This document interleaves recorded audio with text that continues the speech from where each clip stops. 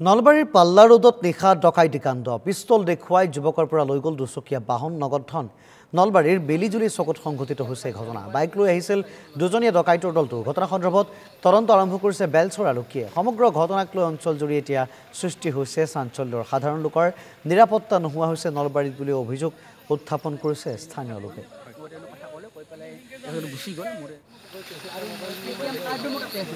মই আপোনাৰ নলবাৰীৰ পৰা মই আহি আছিলোঁ মোৰ ঘৰলৈ মোৰ ঘৰ বন্ধা ভাগৰিছোঁ পাত মোৰ ঘৰ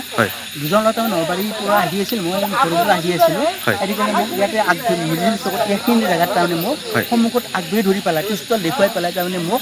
ৰক বুলি পেলাই তাৰমানে মোক আগবাঢ়ি ধৰিছে ধৰি পেলাই মোক তাৰমানে পেলাই দিছে দি পেলাই সি কি কৰিছে মানে কি দুজন ল'ৰা আহিছে বাইকত মোক কি কৰিছে পেলাই দি পেলাই পিষ্টল দেখুৱাই পেলাই মোৰ স্কুটিখন সিহঁতে লৈ পেলাই গুচি গৈছে মোৰ নলবাৰীৰ মুখে মোক লৈ পেলাই গুচি গৈছে আৰু মই যোৱাৰ লগে লগে মই ৰাখিব খুজিছিলোঁ মই নোৱাৰিলোঁ মই ৰাস্তাত পৰি গৈছোঁ মই নোৱাৰিলোঁ সিহঁতে বেয়াকৈ গুচি গৈছে আপুনি ক'ত নলবাৰীৰ পৰা আহি আছে মই নলবাৰীৰ পৰা আহি আছিলোঁ মই গোপাল বজাৰৰ পৰা মই আহি আছোঁ তাতে মই এখন ওৱান শ্বট কাম কৰোঁ তাৰ পৰা মই আহি আছিলোঁ ঘৰত মই আহি আছিলোঁ তাৰ পৰা মোৰ এইখিনি জেগাত